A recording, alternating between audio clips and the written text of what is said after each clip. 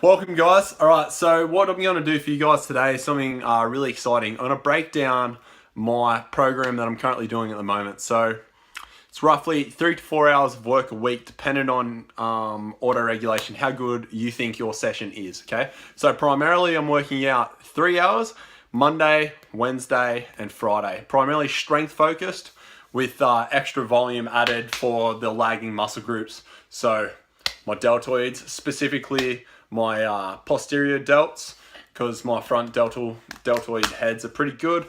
Upper chest, so working that shoulder press and incline press, my calf muscles, and just working on perfect form for my squat and deadlift coming back from injury.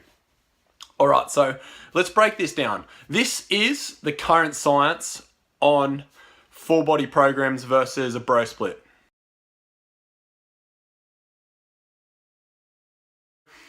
Given this, muscle is a byproduct of volume, all right?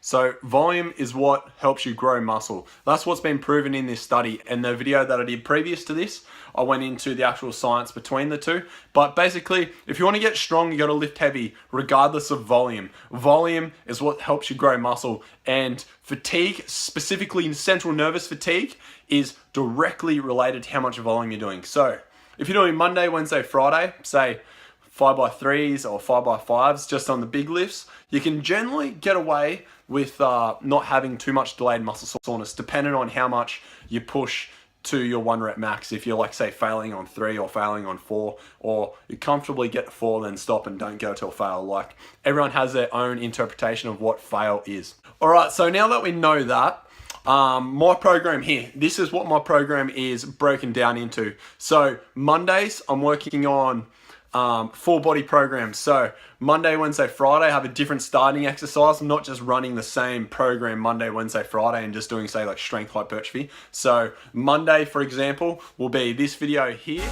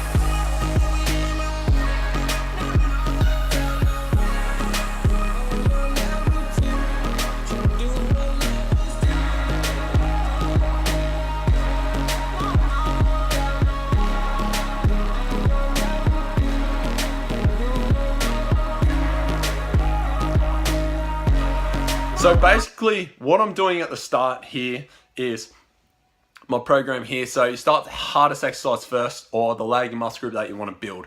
Okay, so I'm doing squats followed by deadlifts and then bench press and then the accessory work. So the deltoids, the calves, the biceps and the tricep pull downs. Because I still want to enhance my physique, but I really want to improve my strength. That strength is the main focus, but I still want to improve my physique and still build some lean muscle at the same time.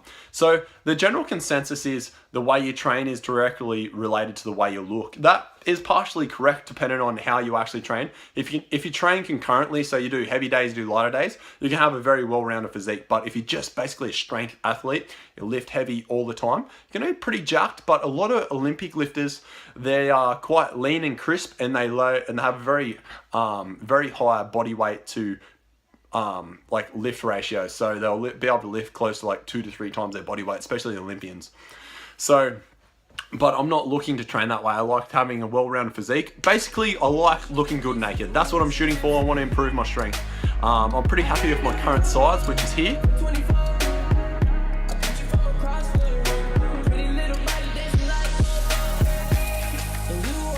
I'm pretty happy with that. I'm really happy with that. But I just want to build some more strength and get more of that 3D effect on my deltoid. So get that solid V-taper. That's personally just one of my personal goals. So breaking down my program, so that's Monday.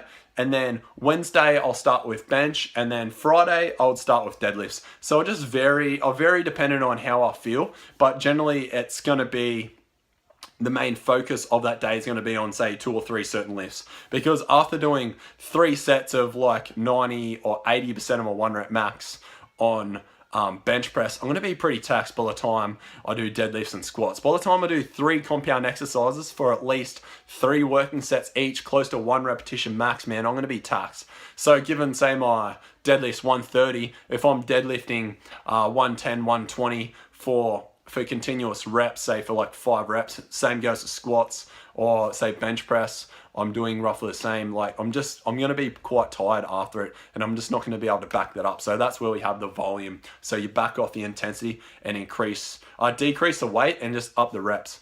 But what I'm doing for my physique, for my biceps and that, I'm doing the higher reps, because higher reps is more volume. So these are accessory muscles to the big lift. So if I'm doing calves, if I'm doing high reps of calves for like 5 sets, it's going to affect my squat. So I'm generally just doing 2 to 3 sets, going to fail. Same goes to my biceps, only 2 sets per workout. So the 2 sets equates to roughly 6 to 8 sets, depending on how many reps and whether I do a drop set or whatever. 6 to 8 sets per week that I'm doing for my accessory muscles. When I talk accessory muscles, I'm just talking isolation exercises. So my deltoids, my traps, I train abs every session, and my my calf muscles, which I'm not going to put up here because they're very, very small and need a lot of work. So that's probably my weakest point in my physique, because I'm 6'2".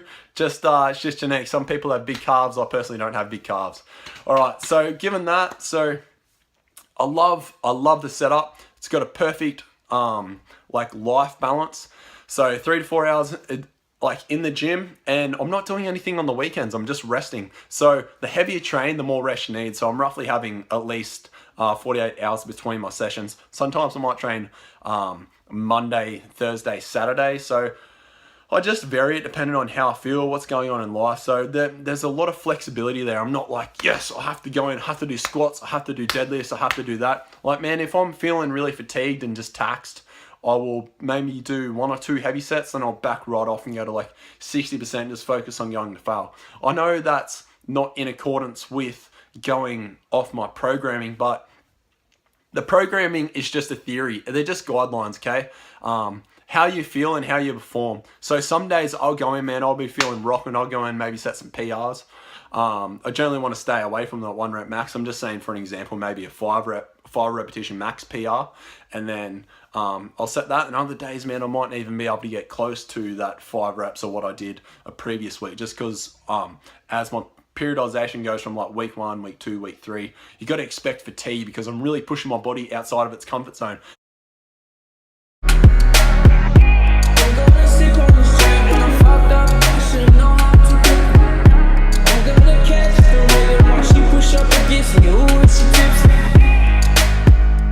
Come week 4, come week 5, you're kind of close to a peak week. So I'm gonna, after week 4, I'm gonna have a deload week, back the volume right off, just mainly focus on intensity, because as I said, volume is related to fatigue. So halve the volume, keep the intensity. So I'll just do 2 sets per muscle group and just focus on my lagging muscle groups. So you have to be able to identify your lagging muscle groups and get in a little bit of accessory work every session. So you get in a little bit more volume, but not too much. That's going to affect the big lift. So I'll roughly say 2 sets, take the second set to fail and do a quick little drop set. So really just taking it to fail and then beyond with that drop set. So going heavy, moderate, and then really light. So you're covering all rep schemes there. You'll see that I've integrated rack pulls as well. So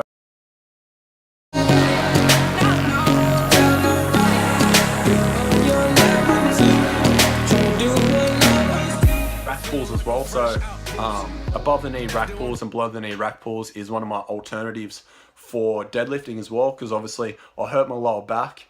And it's mainly in that lower portion of the actual deadlift that hurts. So doing rack pulls works pretty much roughly the same muscle group. It's just that portion lifting off the ground, but personally, like, I don't need to prove anything. I don't need to prove anything to anyone. So I'm okay with that. And it is an awesome exercise if you do above the knee rack pull and shrugs to build up your traps. So your traps are really going to blow up doing that exercise. And the chin ups, man, you're really got to apply the progressive overload in it. So progressively increasing the weight each week. So that form of progressive overload is going to be more volume in itself. So you're going to get stronger. So if I'm doing 100 kilos on week 1, week 2, I want to be adding maybe 5 kilos or even 2.5 to the bar. It mightn't seem much, but if you do that over 3 sets between like 15 to 30 reps, you're doing that, say, 3 times a week. You do that over a whole period, it's gonna be a few extra ton than what your body's used to. And you have to look at periodization very mathematically, even though it's just the theory. But if you're not tracking, you're not accountable, you're not going to be able to move forward out of that intermediate stage to the advanced. You really have to be on top of your shit. You have to be tracking your lifts. Even though you can track them progressively, you don't need to write them down. Just have a rough idea and just slowly try and add a little bit of extra weight to the bar. And you'll find muscle is relatively a byproduct of strength. As you get stronger, you're going to build some lean muscle. So do the low reps, do the high reps, and you're just going to have the best of both worlds. Honestly, that's my best setup. So my recommendations: reverse pyramid training, warm up, start heavy, work your way down, and finish not every single exercise. Finish a few exercises, maybe once or twice a week on a drop set. So get to your third set, drop the weight by half, and then just go till fail again. So that whole point of going to fail, it's going to elicit a higher rate of muscle protein synthesis, and you're pushing your body to like basically neural fatigue, or that point where you can't do anymore. So your body's going to adapt to that, given that you're eating right and all that kind of stuff, and you're basically just going to improve. You're going to get better and better. The thing, as you get more advanced, you need to work out. You need to lift heavier. I need to do more volume. Okay, so majority of your growth's done the first 2 years, and therefore after that, it's only small, minute changes to your physique, given if you're doing strength and hypertrophy. Though if you change your training, say 4 weeks to do strength, 8 weeks, so week 1 to week 4 you do strength. So I'm looking at a macro cycle here. Week 1 to week 4 you might do strength. Week 4 to week 8 you might do hypertrophy, then go back to strength. And you might have kind of like concurrent periodization, so heavy, light, heavy, light, heavy, light in your sessions. Or you might just have 4 weeks of heavy, and then you add in an extra day, and you might just do 4 weeks of moderate work, that 8 to 15 rep range for hypertrophy. Whatever you set up, as long as your lifts are progressively increasing, byproduct of that's going to be muscle. You're going to look better. So take a photo of yourself every couple of weeks, compare, see where you're at. Depending on what your personal goals are, it's different for everyone, but make sure you're applying progressive overload. So you either want to be increasing the weight, increasing the reps, playing around with your rest times. Generally, anywhere from 2 to 5 minute break is the best rest times. I cannot stress that enough. That's some of the most recent literature that Brad Schoenfeld has come out with, that states rest breaks between, like, verbatim out of the study, I say 2 to 5, depends how quick you recover. He says roughly 3 to 5 minutes recovery between compound exercises is best for muscle growth and strength adaptations, because obviously you're resting a little bit longer, you're going to be able to lift more weight and do more reps. You're letting yourself recover, okay? So you're having longer rest breaks each session. It mightn't seem like much each session, even though you might only get a few more reps over a few sets, but that over a week by a week by a week, over months, is a lot of weight. So that weight the stress that you have put on your body's going to adapt to that. Okay, so I hope you guys like the training cycle. So it's a little bit of a mix between powerlifting and a little bit of CrossFit stuff and bodybuilding, but that's kind of my jam. I've kind of made up my own mythology there. I like to be functional, as well as I want to be big but functional. So basically I want that expression of movement. That's what I'm shooting for. Look good naked and be able to use your body, like in regards to what it's made for. All beneath, though never felt quite this great. Ecstasy, Nirvana, is this the afterlife? Okay, so movement and being able to lift some heavy ass weights. Put yourself outside your comfort zone, move some heavy shit. Do that often, man. You're going to build some muscle. But just remember, low reps, high reps, moderate that on how you feel, and integrate some new movements, maybe throw some yoga in, all that kind of good stuff. All right, guys, if you have any questions, leave them below. I hope you guys enjoyed the video.